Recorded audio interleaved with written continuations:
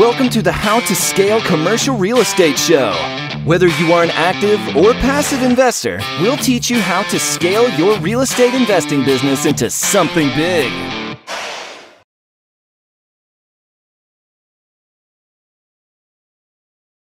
Andrea, welcome to the show. Thanks for having me. Excited to be here. Oh man, it's such a pleasure to get to interview you, and I'm just pumped to hear the nuggets of wisdom you can share with us. Just to jump right in, can you give us an idea of where you started in real estate, where you are now, and how you got there? Well, I would say I've started probably how most people started in real estate. You know, the idea that they wanted to control your financial future and looking for a different avenue than traditional 401k to grow our assets. And my husband had read one of Carnegie's books that said most millionaires either made their wealth or held their wealth in real estate. So if we want to be a millionaire, that's what we got to do. So we dove in. We didn't have a whole lot of money saved up. So we started out with the basics of wholesaling, realized that owning stuff was the way to real wealth, not just doing deals. You know, flips, wholesales are great for chunks of cash, but they don't necessarily, you know, create that wealth that's going to create the passive income, which is what I love about commercial now. So we slowly worked our way up. I've done hundreds of deals across the country and have now branched into many of the assets that you invest in, including storage units and larger facilities along the way. So it took a while to get here. It took me about 5-6 years of doing this and working a full-time job before I was able to jump into real estate full-time. So, Gotcha. So, are you still working a W-2 job, or you said you are full-time? Nope. Yep, full-time. I left a W-2 job about 8 years ago. So, okay. Yep, so it feels amazing. That's awesome. I'm sure it does. What? So, how long ago did you start investing in real estate to start out? Then we started about 15 years ago. And it took 2 years of kind of figuring it out, and then 5 years of working a system so that I could build up that cash flow that no matter whether I was doing a wholesale or a flip, I had rental wealth coming in that was going to pay for what I was making at a W-2 job. So it was great to walk away. Right. Absolutely. Can you share with us some key lessons that you learned along the way, you know, from starting out to where you are now? What would be a nugget that you could give us? Hey, man, this is a key lesson. I would say two things. One, create systems. Anything that you do consistently, you're going to have much more success with. I think what I see a lot of times, and what I was guilty of again that first couple of years, is let's try everything. Let's try every strategy. Oh, that's a new shiny object, or that looks like it might be easier. And it just never got me where I needed to go until I consistently did the same things over and over and over again. So create systems that work. You know, when something gives you a result, don't stop doing it. Just try to make yourself better at it, and then do things that are similar so that you can continue to grow. And then beyond that, creating a team. You know, everywhere that you invest, if you can create that leverage of having other people help you be successful, you can get so much more done. I heard somebody use the phrase one time, you'll just clog your own drain. Meaning if you try to do everything yourself, like at some point in time, the funnel isn't going to be successful. So, you know, as you can get that, you know, power team people on working with you, you can do so much more. And that leverage is what's going to lead you to being successful and accomplishing what you need to accomplish to fulfill your goals. Wow. That's awesome. That's a great piece of advice. Do you have people in-house currently that's part of your team, or is it all outsourced VAs, or what does that look like for you? Yeah, it's all outsourced. So our company is pretty much my husband and I, which he actually still works a W-2 job, which he likes to do for the connection, and it sure helps to have a W-2 on the system when you're trying to do financing things. Correct. So it's just the two of us, but you know, getting the right property managers, getting the right real estate agents, working with other investors, having lenders, title companies, different people, even in chambers of commerce that can help you know what's cutting edge, what's happening, what's coming up. And if you're plugged into those things, like I don't have to be an expert on all of those different things. When I have a question, or I'm like, yeah, should I move forward in this direction? I'm trying something new. I have the resources to go to instead of, you know, happen to know everything or research to death. Because I find sometimes the more I research, the more confused I get. So having the right experts on my team is huge. Isn't that so true? You can dive into data and eventually you get completely cross-eyed. You go, gosh, I've spent 4 hours Right. staring and accomplished absolutely nothing. So when you went to scale, like when you started moving from smaller assets to larger assets, was there bad advice you received along the way, missteps you took, pitfalls, surprises, things like that? Yeah, absolutely. And I think there's kind of a motto I live by. It's trust but verify. Right. And I think that's very powerful when it comes to working with that team of people. You want to have the right people on your team and you want to be able to rely on them, but make sure they're the right people first. You know, you might have to each time you branch into a new market or working with a new team member, you need to kind of dial in and confirm all the data.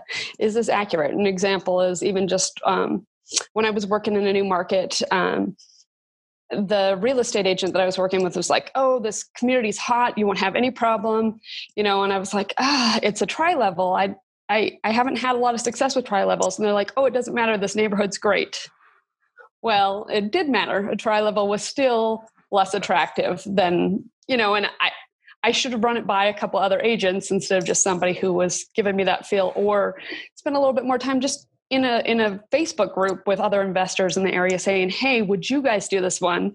And when I did it later, several of them said, yeah, we would have, but we would have gotten a lower price to make up for it. So again, trust but verify. Make sure your data is correct before you dive in. Right. So yeah, that's absolutely true. That's absolutely, especially when dealing with someone who has a financial incentive for you to purchase whatever it is you're going to buy. Like, okay, you might be shooting straight with me, but you might not. So let's look into some other sources. And yeah, using Facebook and things like that. That's an incredible resource.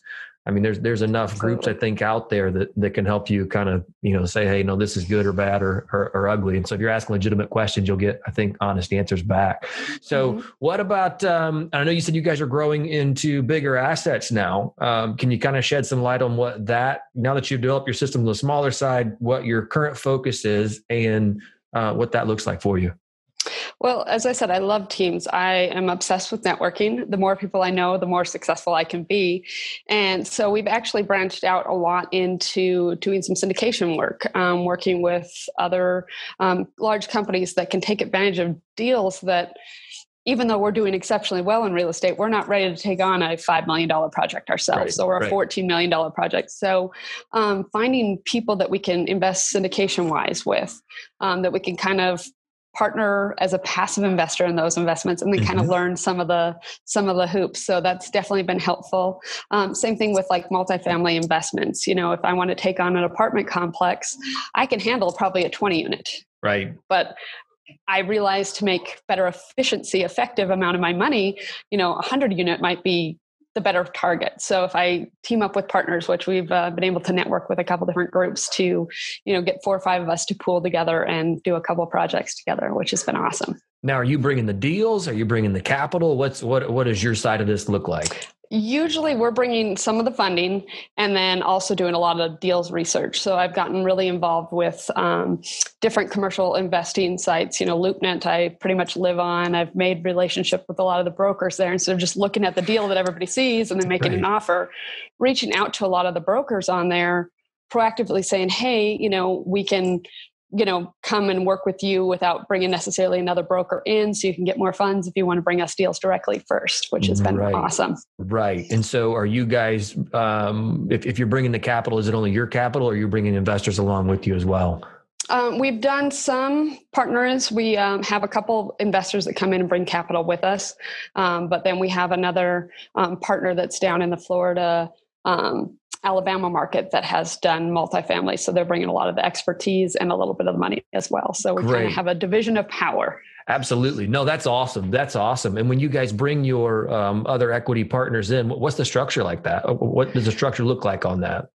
For the most part, we've been doing kind of joint ventures. So we create an LLC for the company, and then people have shares based on what they're bringing in. So like our partners in Florida that have bringing some money in, but they get additional credit for doing a lot of the work. Sure. And so we all break up, what we decide is a fair division of that LLC. Right. And so far that's worked out pretty well for you. Yep. Again, having it spelled out very clearly in the operating agreement of who's bringing what and who's responsible for what and what shares people get has made it upfront communication, especially in any sort of partnership, is 100% key. So keeping that clear up front has been fabulous. We personally haven't gotten to a point where we need to do a private placement memorandum. We're not working with huge groups of people that we're soliciting accredited vendors yet. So we've been in a good place there. How did you find these operating partners? Most of them are just from doing deals across the country. I've been lucky enough to do some speaking at some REI clubs across the country and do other coaching and things like that. So I've been able to meet all kinds of people. And it's funny, you meet people and some people stick and some people don't. And it's funny, a couple groups of friends that I have, we've actually met maybe even 10 years ago when I was still figuring things out. And we've gone on cruises together. We go on vacation. We go to they'll get a cottage on a lake and we'll go spend a week with them and just play and have fun and then mastermind a little bit while we're there. So again, relationships and communication are huge. Right. That's a golden nugget. Absolutely. So how is scaling your real estate holdings changed the way you invest? With the scaling, I have been able to have a lot more free time and especially going a little bit more passive with some of my investments that I actually have dove in to doing a lot more nonprofit work with my real estate investing. So here in Denver, we have an organization called Archway Housing and Services, and it's affordable housing. We have over 600 units now. Wow. And, we actually worked in 2 different communities to get in both of the 2 communities, so a total of 40 veterans off the street. We've worked with the VA to find homeless vets to get them into housing and doing different projects. So again, scaling not only creates financial freedom, but it creates time freedom, which I think is even more valuable.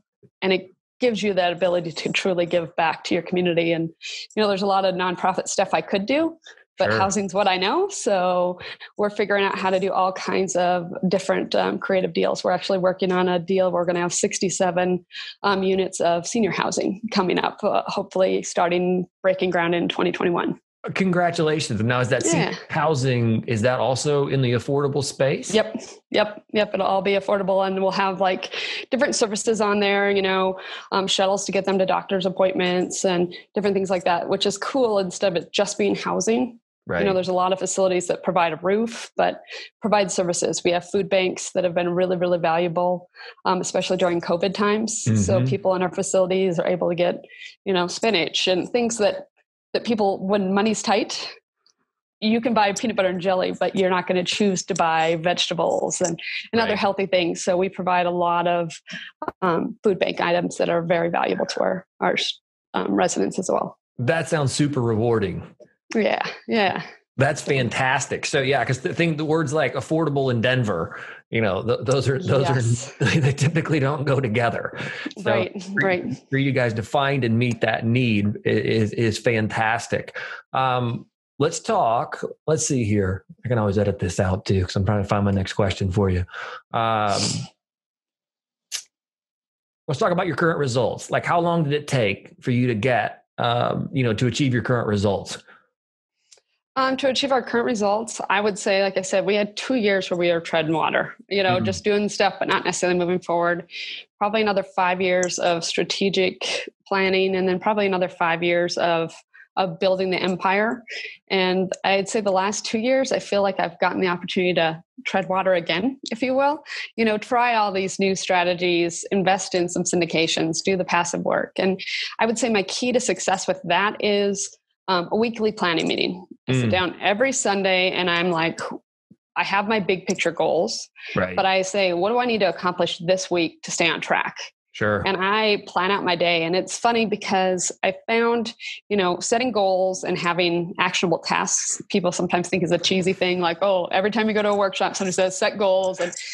And what I realized is when we weren't successful, it's because what we were doing every day, our actual tasks weren't necessarily aligned with our goals. Right. We were busy, but we weren't getting anywhere. Right. And so, I found amazing efficiency in my day. What used to take me probably 20 hours a week, I can get down to maybe 2 hours a day. So, I'm only spending half that time now because I know what I have to do next. I know how to get it done. Wow. And I don't stress about those uncomfortable calls I have to make, or I just do it so I can move on and then have that freedom. So. Right. And that's one of the things we always ask ourselves is this moving the ball down the field? Or what I say is not confuse activity with progress. Yes. Because man, we can be super active. I mean, there's so much to do, but if it's misfocused or not, you don't have systems like you guys have implemented, then you can be plenty busy and get absolutely nothing done. Yep. So that's exactly. That's absolutely fantastic. Let's jump into the final 4 questions here. Okay. Investing in bigger assets. If you were to distill everything that you know and had to give only one piece of advice to an aspiring investor, what would that piece of advice be? Build a team. I'd say almost building a team can be sometimes more valuable than getting all the knowledge in the world. So build a team that can support you and help you leverage to move forward. That's awesome. Investing in yourself. What's one thing that you're currently doing to stay on top of your game?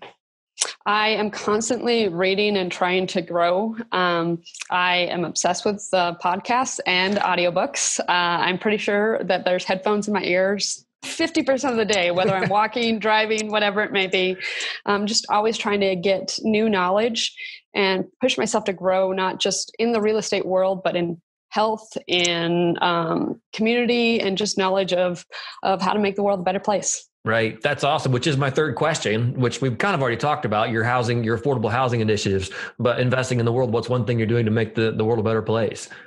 Beyond that, I would say service organizations are huge. I'm president of my Kiwanis Club, have been president for 5 years now. I think Lions Club, Rotary Club, church groups, whatever you can do to just change the life of one person makes a huge difference in the overall effect of the world. And honestly, it feels kind of good to give too. So get involved with the service organization. Sure. That's awesome. Andrea, if our listeners want to get in touch with you, what's the best way to do that? I have 2 websites, AC Investment Group and wealthhealthgrowth.com, or you can just send me an email at info@wealthhealthgrowth.com. Great. And can you spell that first website for us? It's ACINVESTMENTS.com.